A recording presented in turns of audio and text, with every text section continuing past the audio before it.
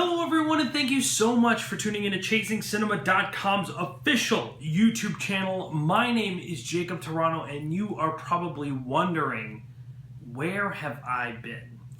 If you noticed last week, 2 reviews went up, Don't Breathe and Mechanic Resurrection, thanks to my good friend, Mr. James Shue.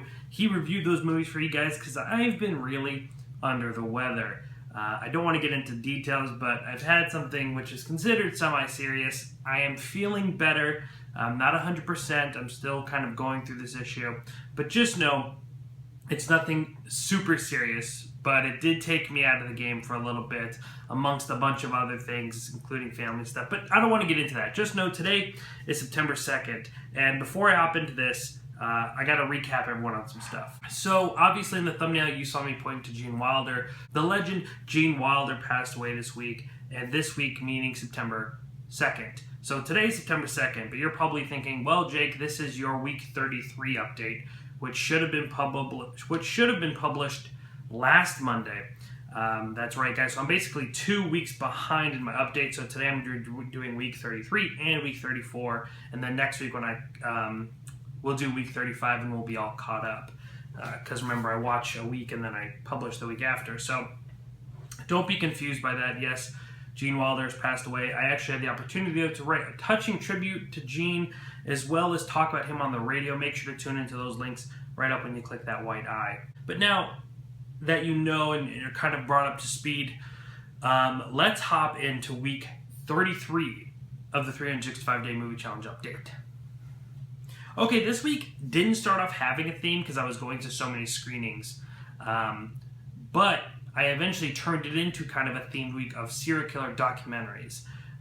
Though, again, I didn't label it a theme week, but let's hop right into it. First up, day 224 of the 365-day challenge, I watched Kubo in the 2 Strings. Me and Mr. James Shue reviewed that movie. Click that white eye. Our review for this film will come out. I really, really want you to check it out because it is easily one of my favorite movies of the year so far. Since I already reviewed it, I want you to go check out that review rather than spending that time here. Just know it is one of my favorites of the year so far. Spectacular. Day 225 of the 365-day challenge, I watched Ben-Hur, another film that I reviewed. If you click that white eye, a bunch of links will drop down. You'll be able to see my review for Ben-Hur. A movie that I did not like. I really had a lot of problems with Ben-Hur. I don't think it was awful, but it was very close. Again, check out my review for Ben-Hur by clicking that white eye. I don't want to spend too much time since I already reviewed it somewhere else on the channel. Okay, so this is where I hopped into the serial killer documentaries from the BuzzFeed list. 19 documentaries about serial killers that will scare the SHI out of you. Alright, so day 226, I watched H.H. Holmes, America's First Serial Killer. And luckily, that movie was narrated by Tony Jay. He did the voice of Judge Claude Frollo from Hunchback of Notre Dame. He's got a beautiful voice, was very famous on Broadway. Because that is the only thing it had going for it. Yeah, the story of H.H. Holmes is really fascinating, but it was probably one of the most boring and uncreative documentaries I have ever seen. And even at 65 minutes, it felt far too long.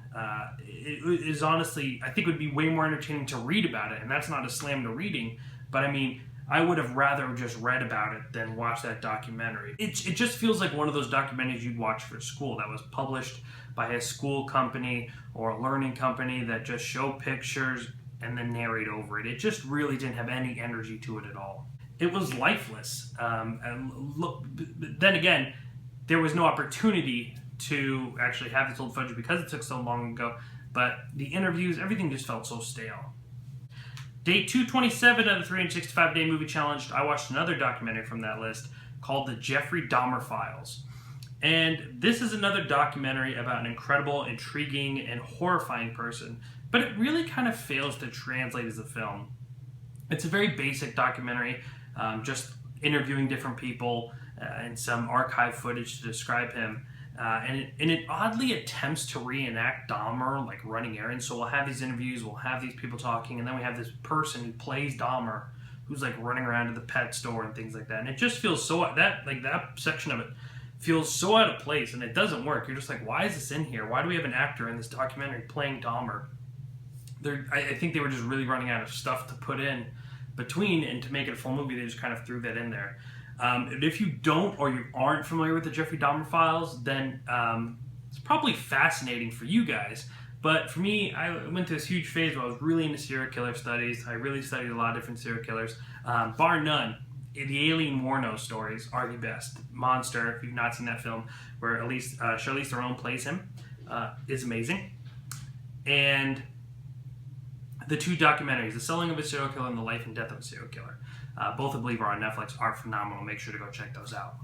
But the Jeffrey Dahmer Files is just a vague retelling, and its best quality is that it interviews the interrogator who interrogated Dahmer and Dahmer's neighbor. But even that gets kind of old. But the fact that we're hearing two sources that we don't usually hear quoted in books and things like that was kind of interesting. Day 228 of 365 Day Challenge, I continued watching from this BuzzFeed list, and I watched Tales of the Grim Sleeper. And Tales of the Grim Sleeper follows this real-life criminal case of a man who would murder prostitutes and different women in L.A., and it's quite a fascinating story. It's a chilling documentary from filmmaker Nick Broomfield, and it goes beyond just the standard criminal case, like the Jeffrey Files. It's both a recap and in itself an investigation. It puts us in the streets of LA with friends of the killers, people who survived the killer. It's really, really fascinating in that sense. And it excels because it's more than just this serial killer story that you can hear on the news or you can read about on Wikipedia. It gives us a really close look at this questionable investigation about, possibly the lack of investigation that went into this when it originally started. This was spanning, I believe, like 25 years. And they had evidence before that they never let out, which some are claiming contributed to the murders that happened more recently. So that's quite interesting. And it also addresses the issue of race and how it could have been a factor in this investigation, as well as many other investigations. Day 229 of 365 Day Challenge, I watched I Survived BTK, also known as Feast the Assumption, BTK, and the Arturo Family Murders. I didn't think I Survived BTK is a very effective documentary. It really fails on technical aspect, and the story never feels whole. I Survived BTK isn't so much about the serial killer, BTK. It's about a victim and this victim's family who was murdered by BTK, and he's the surviving member, and that's its best quality. However, it's just really scattered. And it really depends on just interviews to make this a whole movie, and it doesn't. These interviews aren't intriguing. These interviews aren't very fascinating. At first they are, but they could have been summed up in a TV special. Like a lot of things on serial killers actually are TV specials or hour-long specials, which work. But as a full movie, this movie got old very quickly, even though it is about quite a fascinating situation. Day 230 of the 365 Day Challenge, I concluded my BuzzFeed Serial Killer Week by watching Carl Panzram, The Spirit of Hatred and Revenge. Carl Panzram, The Spirit of Hatred and Vengeance is easily the best documentary on this list if you don't include the Aileen Wuornos documentaries. However, but I will say there were a few that I've not seen, but they were either TV specials or just a collection of clips online, so I didn't count that, obviously, but as a full documentary, this one was definitely the best, excluding those Aileen Wuornos films. Carl Panzram's The Spirit of Hatred and Vengeance is an intriguing look at a serial killer that isn't as famous or, a household name like Gacy or Bundy or Dahmer, and it evenly splits these elements to create this documentary. Like some of these documentaries that I mentioned depend on just interviews or just stills, and it's not interesting. You need a collection of different things to tell a whole story, and this movie uses narration, interviews, reenactments, and journal excerpts, which are narrated wonderfully, by the way. You're probably wondering, what do I mean by wonderfully narrated? Well, they brought in talented actor John DiMaggio, who, really kind of brings Carl's words to life. I shouldn't even call him Carl. Panzram's words to life, and it really makes you kind of create this person in your mind or create this character. See, reenactments work because they know where to place them, how to place them. The interviews are interesting and fascinating, and we keep switching up where all these other movies either had these reenactments that didn't belong or depended on so much interview that it just became boring. This movie actually creates a well-balanced look at this man's life using all three of these mediums. And another interesting factor about this documentary is that though it does really go into detail about what this man did, it really shines a light at the factors that possibly could have created this maniac.